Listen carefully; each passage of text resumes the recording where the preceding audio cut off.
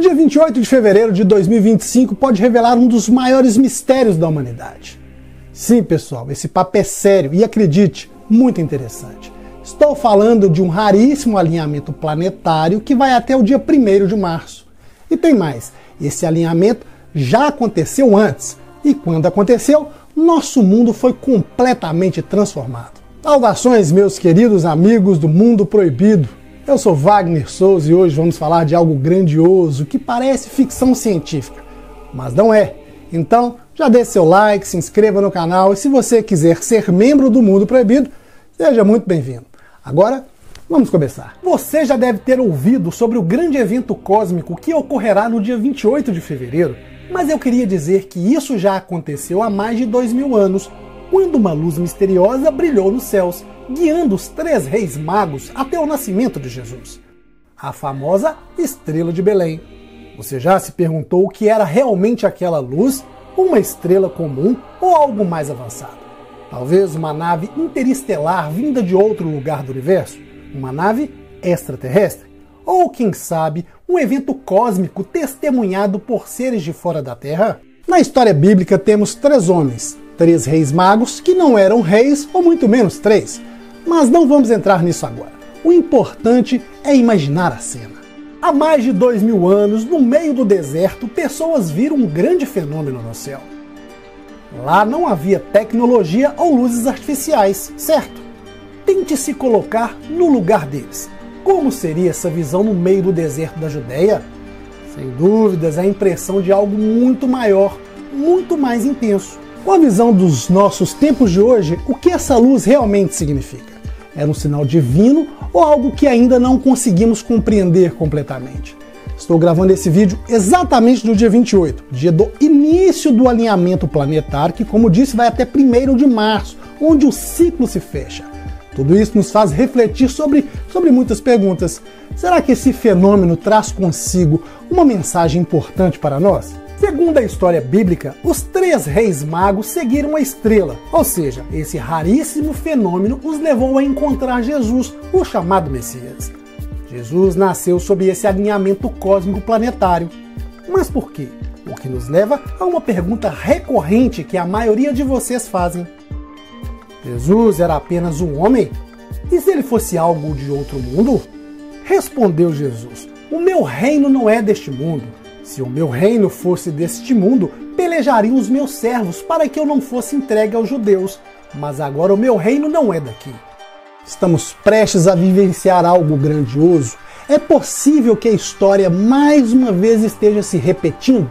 E Jesus Cristo era um extraterrestre? Mas, para entender tudo isso, precisamos ir por partes. A origem de tudo. As origens do cristianismo primitivo com os essênios, passando pelas transformações do cristianismo até onde nos interessa, precisamente nos gnósticos. No gnosticismo, passaremos pelas origens de Jesus, chegando ao conhecimento de civilizações extraterrestres. Além disso, você verá com seus próprios olhos o quanto os ensinamentos da verdadeira mensagem de Jesus foi alterada, e ainda é, por templos e falsos líderes religiosos. Por fim, a cereja do bolo, onde é sua verdadeira morada, sobre a estrela de Belém e a grande revelação. Mas tem algo importante. Espero que você assista até o final, fique atento às relações e correlações e ao término te darei a resposta do início do vídeo. E se você me acompanha já sabe que farei como sempre faço, respeitando a sua inteligência, didaticamente, sem frescuras e no popular.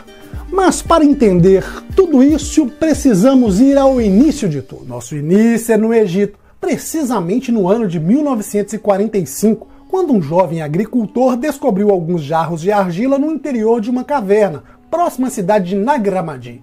Dentre eles, havia 13 livros encadernados em couro que continham 52 textos. Curiosidade, a maioria desses livros ou códices eram de origem gnóstica. Como sabemos, esses textos foram traduzidos e hoje estão entre as maiores descobertas da história da arqueologia e da filosofia. Incrível porque foi a primeira vez que foi revelado ao grande público conhecimentos antigos sem interferência de algum papa ou monarca.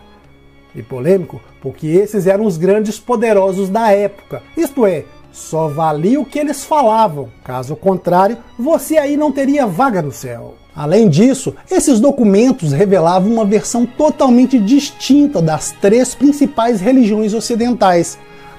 Eles podiam espernear, chorar, rezar, mas não podiam demonizar. E não conseguiram falar que tudo era do demônio por uma razão imbatível. Eram relatos dos primeiros cristãos. Sim, estou falando da história dos discípulos de Jesus que, após sua ressurreição, apareceu para seus seguidores e os instruiu sobre como encontrar a vida eterna. Como não podiam demonizar, fizeram 2 coisas. Primeiro, chamaram todos os textos de heréticos. E segundo, tentaram descredibilizar, dizendo que tudo era falso. E quanto mais batiam, mais os pesquisadores revelavam. Quando grande parte dos conhecimentos dos primeiros cristãos vieram à tona, eles foram chamados de os ensinamentos ocultos de Jesus, ou gnose. Gnoses é uma palavra grega que significa conhecimento. Os gnósticos acreditavam no seguinte: os gnósticos acreditavam que temos uma centelha divina dentro de nós, algo como uma luz de Deus. No entanto, essa luz, embora seja parte de nossa essência, nos mantém presos a este mundo físico, que eles consideram como um lugar de ignorância e ilusão. Para alcançar a verdadeira liberdade e retornar à nossa origem divina, como Deus nos fez, puros, é preciso alcançar a iluminação espiritual através da gnose.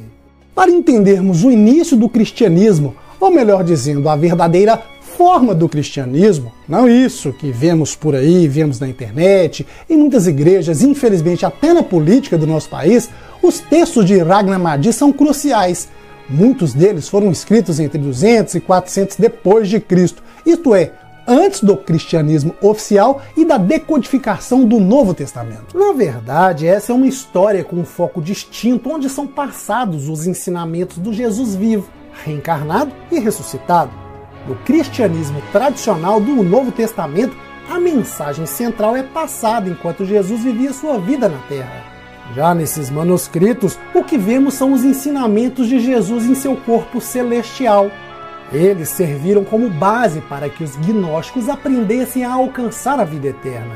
Por esse motivo, os textos gnósticos se tornaram uma grande ameaça para os que controlavam a fé. E como sabemos, esses grupos foram perseguidos e atacados pelos cristãos ortodoxos e tradicionais. Porém, entre 600 a.C. e aproximadamente 300 depois de Cristo, houve um movimento interessante que durou quase 1000 anos. Neste período surgiram as ideias de Platão, muitas adotadas pelos gnósticos. Uma curiosidade: na Índia algo semelhante aconteceu. A princípio começou com uma filosofia, o budismo, quando Buda disse: os deuses não são a maior força que existem por aqui. Buda já demonstrava traços dos conhecimentos gnósticos. Curiosamente, outros fatos semelhantes ocorreram em outros lugares. Como na China, com o taoísmo, que em primeiro momento surgiu como uma filosofia, quando Lao Tse disse: o tal que pode ser dito não é o tal eterno. Assim, ele apontava para algo além dos deuses, algo mais profundo, como o conhecimento gnóstico. Já o taoísmo ensina que a verdadeira harmonia vem do alinhamento com o Tao, que é o fluxo natural do universo, de forma muito similar à transcendência dos ensinamentos gnósticos. O mesmo ocorreu no zoroatrismo, quando o líder Zaratustra dizia: a verdade é o caminho para a liberdade espiritual.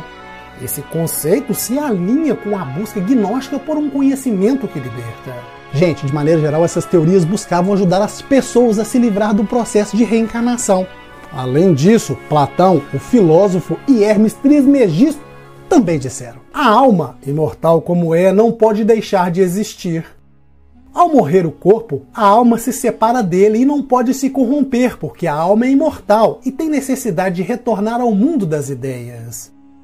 E se não houver pureza suficiente, a alma voltará à Terra e nascerá em outro corpo, de acordo com sua pureza ou impureza. Segundo Hermes Trismegisto, a alma do homem deve passar pelas provas do corpo, mas ao passar por essas provas, ela se purifica e se aproxima da verdade, alcançando assim a perfeita união com o divino. A alma, ao passar pelas encarnações, deve aprender com os erros de sua jornada, purificando-se até que finalmente se liberte das amarras do mundo material e retorne à sua verdadeira natureza divina. Já os livres pensadores, filósofos, seguidores de Platão diziam que, conforme as antigas histórias sobre criação, a reencarnação se fez necessária para que suas almas ficassem presas ao corpo, gerando assim uma raça de escravos, ou ao menos que houvesse uma forma de reencarnar. Caso contrário, eles poderiam se libertar e seguir sua evolução. Vejamos a primeira história da criação registrada: a criação da raça humana pelos Anunnaki. Quando fomos modificados geneticamente, os nossos construtores tiveram que nos colocar uma alma. Tiveram também que colocar uma consciência em nossos corpos para que funcionássemos. Como vimos, tanto as religiões quanto as doutrinas, filosofias e até os estudiosos falam sobre o processo de reencarnação de formas diferentes, mas todas apontam para um ciclo de renovação e aprendizado contínuo. Mas, pessoal, pense no seguinte: e se a alma ou a consciência dissesse: estou farto de saco cheio disso, prefiro ser outra coisa. Não quero ser escravo novamente desses planos estúpidos de construir, reconstruir, ir, voltar nesse ciclo eterno. Ou talvez no contexto dos Anunnaki: eu prefiro morrer de fome ao ser atacado e escravizado por esses seres alienígenas. O que eu não quero é continuar nesse ciclo. Esse foi o motivo pelo qual os criadores desse sistema decidiram criar o processo de reencarnação involuntária. Ou seja, você irá reencarnar, quer você queira ou não. Dessa forma, garantiriam que esse ciclo não fosse quebrado, mesmo em casos de rebelião. A partir desse ponto surgem as teorias filosóficas que começaram a nos ensinar uma outra forma de pensamento. Por exemplo, que poderíamos evitar essa situação, ou seja, que poderíamos escolher encarnar ou não. Tínhamos ali o livre-arbítrio. E isso foi extremamente revolucionário. Isso significa que hoje seríamos uma alma ou uma consciência vivendo uma existência intermediária, metade humana, metade espírito, o que nos leva às experiências de quase morte. Em nossa civilização moderna, com inteligência artificial e todas as coisas legais que antes só víamos em filmes de ficção científica, também temos inúmeras pesquisas sobre experiências de quase morte e, claro, estudos sobre vidas intermediárias. Guardem isso. No livro Estudos de Casos da Vida entre Vidas, o Dr. Michael Newton descreve um sistema de persuasão que influencia as almas a reencarnarem, fazendo com que retornem aos corpos celestiais, mesmo após experiências de quase morte. Esse processo mantém as almas presas ao ciclo de reencarnação, dificultando sua libertação e evolução espiritual. Mas para entendermos melhor todo esse cenário, precisamos verificar os manuscritos do Mar Morto.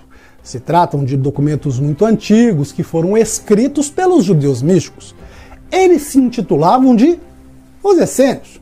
Esses indivíduos afirmavam que viviam com os anjos e que receberam ensinamentos para se transformar em seres celestiais. Seus textos foram escondidos em cavernas dentro das montanhas quando Roma invadiu a Palestina. Após serem encontrados em 1947, o anúncio da descoberta teve grande repercussão, assim como muitas polêmicas. Os manuscritos tinham como objetivo transmitir os ensinamentos dos primeiros essênios gnósticos, isto é, essênios que eram gnósticos. De maneira geral, o objetivo era encontrar a autorrealização e a perfeição do corpo humano e a transformação do corpo em uma forma celestial. Os manuscritos do Mar Morto não eram gnósticos como os da biblioteca de Nag Hammadi, mas sua essência era gnóstica. Agora, percebam o seguinte: quando lemos esses manuscritos, fica muito claro que os essênios, estes judeus místicos gnósticos, tiveram contatos imediatos de primeiro, segundo, terceiro e até quarto grau. Isso porque alegavam que viam anjos, viam coisas no céu e também se abriam portais no céu. E há evidências de encontros de quinto ou até mais graus. Esses são os graus de encontros com seres celestiais. O primeiro grau é um contato inicial, percepção de seres ou energias espirituais em sonhos ou visões leves. O segundo grau são interações intensificadas, sentimento mais forte de presenças espirituais e mensagens diretas. O terceiro grau, recebimento de ensinamentos. visões de eventos cósmicos, comunicação direta com seres celestiais. Já no 4º grau, a transformação e iniciação. É uma experiência intensa de purificação ou iluminação espiritual. Por fim, o 5º grau, a ascensão e a união espiritual. A transformação completa em ser celestial ou plano superior. Os manuscritos descrevem claramente sobre como os humanos eram capturados por essas entidades espirituais. Nos dias de hoje, essa captura é claramente descrita como uma abdução alienígena. Vejamos outra tabela, mas essa com os graus de contatos imediatos com alienígenas, que vai até os encontros de 8º tipo. Os graus, os contatos imediatos. No 1º grau, nós temos a percepção ou contato superficial. A pessoa sente uma presença ou observa uma nave ou um ser extraterrestre à distância, sem interação física ou emocional. No 2º grau, temos contatos visuais ou auditivos. O indivíduo vê ou ouve seres de naves de forma mais clara. Pode incluir visões, sons, sensações de uma presença extraterrestre, mas sem qualquer contato direto. No 3º grau, tem um contato físico leve, é uma experiência intermediária. A pessoa é fisicamente levada ou tocada ou tem uma interação mais direta com os seres. No 4º grau, entramos nos procedimentos ou exames físicos. A pessoa é levada a bordo de uma nave submetida a exames físicos mais invasivos, como coleta de amostras, testes biológicos ou observações detalhadas. Já no 5º grau, o contato de 5º tipo são as transformações e modificação genética. A abdução envolve modificações físicas ou genéticas mais profundas, como implantes, alterações no corpo ou até em DNA. Já no 6º grau, uma experiência com comunicação espiritual ou cósmica. Um contato transcende o físico, envolvendo comunicações telepáticas ou espirituais com seres alienígenas. No 7º grau, temos a transcendência ou mudança da consciência.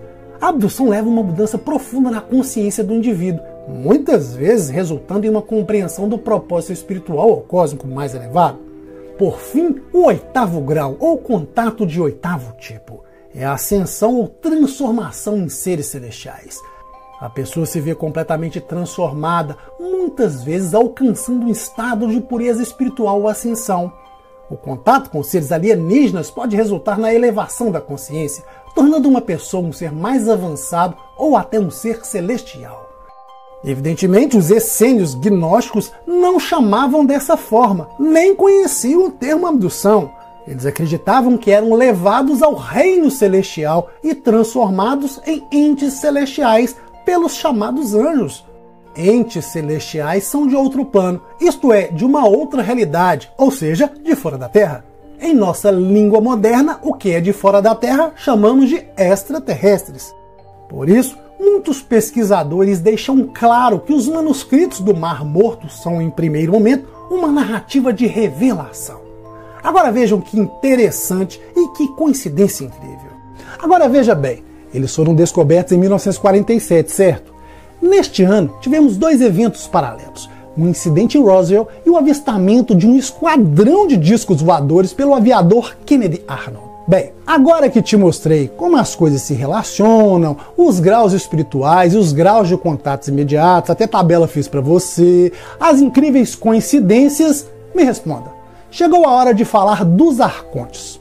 Já ouviu falar? Os arcontes são entidades malignas que manipulam a mente humana buscando controle e subjugação, mantendo as almas presas ao ciclo de reencarnação. Mas seriam os arcontes descritos nos textos místicos as supostas entidades extraterrestres que estavam no disco que desabou em Roswell? Ou ainda mais, na verdade seriam anjos ou seres celestiais mencionados pelos essênios ou alienígenas especialistas em abduções, já que os conceitos e definições praticamente são iguais? Teremos algumas respostas com a pesquisa incrível feita por Wellen Wabash, que juntou milhares de pessoas para realizar regressão hipnótica. Funcionou da seguinte forma: quando os pacientes já hipnotizados estavam fora do corpo físico, a pesquisadora perguntava: "Você deseja voltar à vida na Terra?" Curiosamente, 2/3 responderam o mesmo: "Não quero." Porém, algo mais chocante ocorreu quando as experiências de quase morte entraram no foco. A mesma pergunta foi feita e, novamente, 2/3 não quiseram regressar. O resultado deixou claro um ponto, e ele é assustador.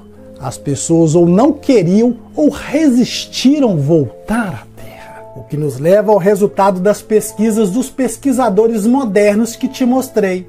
Há um poderoso processo de persuasão no mundo espiritual. Este processo nos faz pensar que temos uma missão para cumprir e algo para entender. Mas por que será que no final de tudo elas decidem voltar?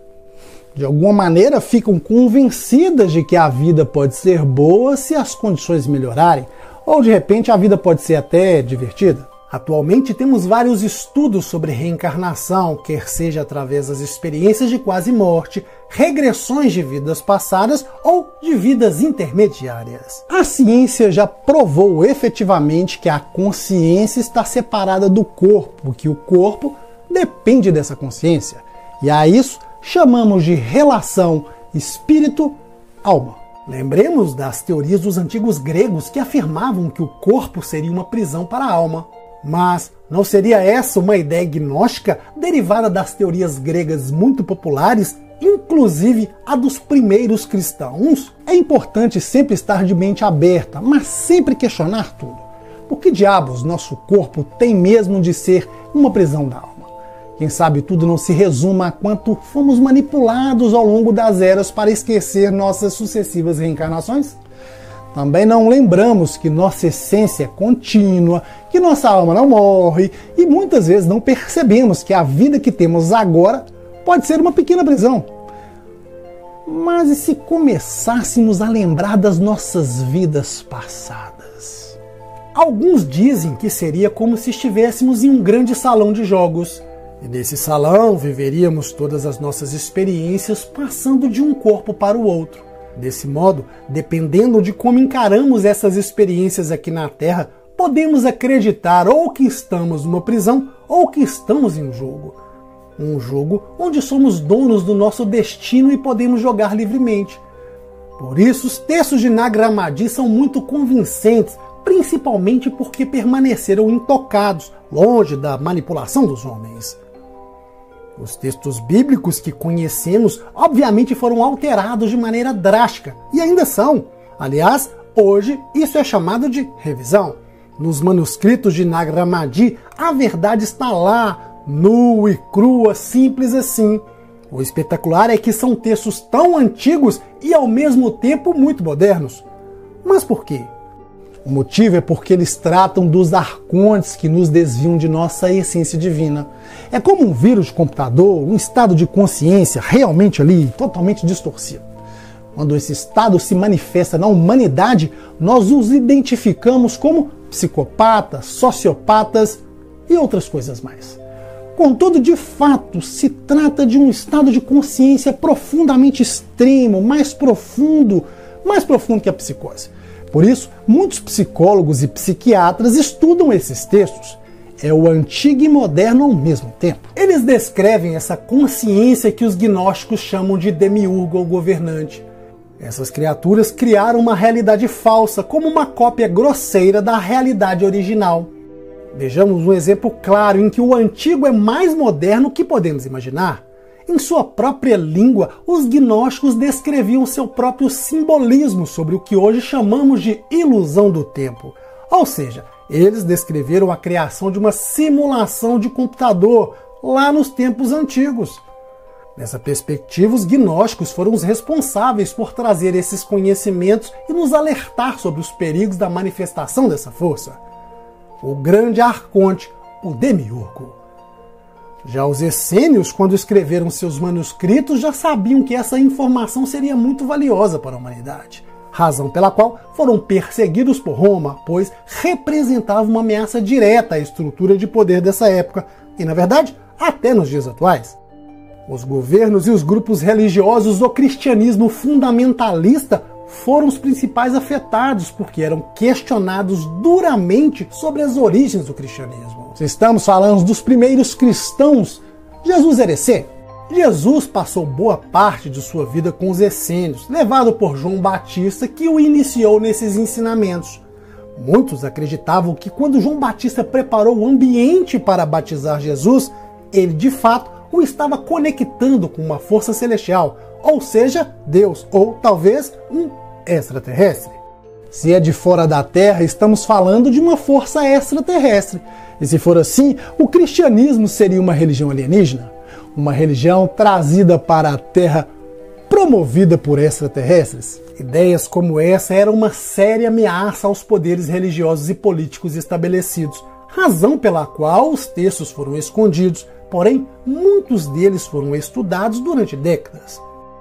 O motivo seria que há inúmeras referências a seres extraterrestres, a portais, reinos, cidades celestiais e todos os tipos de entidades de outros mundos, tudo descritos nesses manuscritos. Agora vamos a algo ainda mais fascinante. Como os essênios aprenderam com essas criaturas celestiais que conviviam com eles? E a resposta está na deusa Sofia. Segundo os gnósticos, Sofia deixou sua morada no centro da galáxia para criar um mundo com possibilidades ilimitadas. Então construiu este mundo aqui na Terra e criou todas as formas de vida. E o resultado foi incrível, porque a quantidade de formas de vida criadas era completamente diferente do que se havia pensado antes. No gnosticismo, Sofia é considerada a contraparte feminina do Criador. Por outro lado, ela também é considerada uma renegada, porque se separou do reino celestial. Este reino é chamado de Pleroma. Seu suposto crime foi cruzar o limite proibido entre o reino material e o reino espiritual, além, claro, de participar da criação do reino físico em que vivemos. A palavra Pleroma significa plenitude ou ápice da criação. Mas o que poucos sabem é que esse conceito foi influenciado pelo misticismo que se desenvolveu a partir de contatos culturais importantes. Para entender o conceito de Pleroma, podemos compará-lo ao céu, o lugar de plenitude divina, embora alguns acreditam que existe uma conexão física com o centro da galáxia. Esse conceito é fortemente influenciado pelo misticismo judaico, especialmente no contexto gnóstico. Por volta de 600 a.C., os judeus foram levados para a Babilônia, onde tiveram contato com o zoroatrismo, uma religião dualista que introduziu a luta entre a luz e a escuridão. Cerca de 300 anos, o pensamento gnóstico foi ainda mais moldado pela fusão com as ideias helenistas. Paralelamente, vieram os missionários budistas e todos se reuniram na grande biblioteca de Alexandria. Havia vários sábios, eruditos e filósofos de todo o Oriente Médio e Ásia, todos reformulando ideias sobre o mesmo tema, a transformação humana e a ascensão aos reinos celestiais. Isso se converteu na base do movimento essênio. Este movimento começou com os terapeutas que eram missionários budistas que chegaram a Alexandria e que também levaram seus conhecimentos a todas as partes do mundo. Logo, os essênios regressaram a Jerusalém e a Palestina, levando consigo esses ensinamentos, tornando-se precursores do que se tornariam os gnósticos. Ou seja, a grosso modo, os gnósticos são filhos dos essênios, que por sua vez são filhos dos missionários budistas. Portanto, ao observarmos todo esse conhecimento mágico, fica claro que Jesus, o Cristo, não era desse mundo e uma força espiritual colossal. Jesus traz uma mensagem e entrega conhecimentos que podem ser compartilhados. Sabemos disso porque João Batista, sendo essênio, transmitiu seus ensinamentos a Jesus, batizando-o e concedendo-lhe o Espírito Santo, fazendo com que ele se tornasse o Cristo ou o ungido, imbuído da força da luz. Jesus nos alertou sobre os arcontes, os governantes, agentes do demiurgo, o Criador do universo para os gnósticos. O apóstolo Paulo os descreveu como seres demoníacos que buscam controlar a humanidade e advertiu sobre suas infiltrações. Esses parasitas espirituais intergalácticos invadem a mente das pessoas, especialmente de líderes, transformando-os em psicopatas sob o controle de forças alienígenas obscuras. Para os gnósticos, a Gênese não representa a criação do mundo, mas sim a criação de uma simulação. Eles viam o Deus do Antigo Testamento como uma entidade má e punitiva, associando à força arcôntica, uma força negativa que mantém a humanidade sob controle e ilusão. Essa visão retrata um Deus que não é um criador benevolente, mas sim uma entidade inferior que busca aprisionar as almas na matéria e na ignorância. De acordo com a Bíblia, os filhos de Deus cruzaram com as filhas dos homens, modificando a raça humana. Os gnósticos, nos textos de Nag Hammadi, interpretam esse evento como a criação do falso espírito, resultado desse cruzamento. Esse espírito distorcido representa a luta constante entre o bem e o mal, uma batalha pela supremacia do controle humano. Para os gnósticos, o lado obscuro está relacionado a esse falso espírito. É como dizem os nativos americanos: dentro de nós existem dois lobos, um de bondade e empatia e outro de maldade e ódio. O lobo vencedor é aquele no qual alimentamos. A sociedade moderna foi desenhada para alimentar o falso espírito, distorcendo nosso comportamento e percepção, manipulando nossas ações. Ou seja, o lobo mau. Paulo descreve uma invasão alienígena dos arcontes, seres que buscam dominar nossas almas. Os saduceus, dentro do movimento essênio, acreditavam que a perfeição humana era possível, como Adão e Eva antes da queda, quando eram feitos de luz. Os gnósticos almejavam retornar a essa forma original de luz, algo que foi atacado pelo cristianismo ortodoxo, que acusava de distorcer os ensinamentos secretos de Jesus, passados durante sua convivência com os primeiros cristãos. O gnosticismo, por sua vez, defende que qualquer pessoa pode ter uma experiência direta com Cristo ressuscitado, sem a necessidade de mediadores como sacerdotes. O gnosticismo traz de volta os ensinamentos puros de Jesus Cristo, com o renascimento do conhecimento perdido, incluindo os manuscritos do Mar Morto. Ele revela que o espírito falso endureceu os corações humanos, mas nossa conexão com a consciência infinita oferece a chave para a libertação e a vida eterna, vindo do coração além da razão. Enquanto isso, os arcontes, o espírito falso, cumprem seu papel tentando dominar nossas mentes, alimentando emoções de baixa vibração. Os textos de Nag Hammadi revelam essa força arcôntica se manifestando nas formas reptilianas e de Grace, gerando uma distorção que manipula a sociedade humana. Fica claro que o caminho é viver segundo os ensinamentos secretos de Jesus, pois esses ensinamentos não são da Terra. Eles sim têm origem extraterrestre. Os primeiros cristãos, como os essênios e gnósticos, sabiam disso, e Jesus de fato não era um ser terráqueo. Seu reino, como ele mesmo disse, não era desse mundo. Ele trouxe um conhecimento que transcende as limitações da existência humana, um saber que estava além da compreensão das religiões da época, um ensinamento que estava em sintonia com as forças cósmicas do universo. Esse ensinamento extraterrestre é uma chave para entendermos a conexão entre os fenômenos celestes e a nossa evolução espiritual.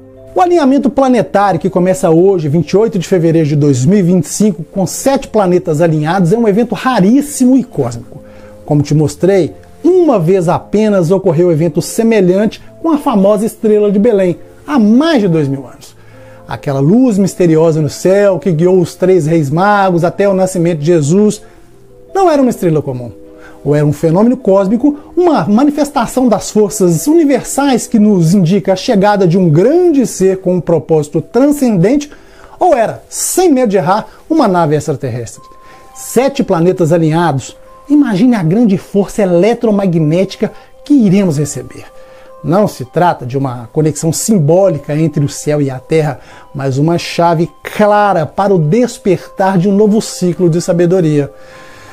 Mas o seguinte, se Jesus nasceu sob o alinhamento planetário de sua época, guiado por forças cósmicas, e hoje acontece, somado a uma força magnética no campo energético da Terra, qual será a revelação? Uma nova onda de consciência e despertar da humanidade? Tomara que sim. Ou receberemos o conhecimento cósmico que Jesus nos trouxe e que muitos ainda não compreendem? Tomara que sim. Por outro lado, alguns dizem que esse evento trouxe o Messias na antiguidade e que agora é o dia do nascimento do anticristo. Também tem aqueles que alegam que, na verdade, o anticristo já está entre nós e é o filho de Elon Musk. Claro, mas esse é papo para um próximo vídeo. Uma coisa é certa, algo grande está prestes a ocorrer. Me diga aí tudo o que você acha nos comentários. Muito obrigado pela sua audiência, um forte abraço a todos.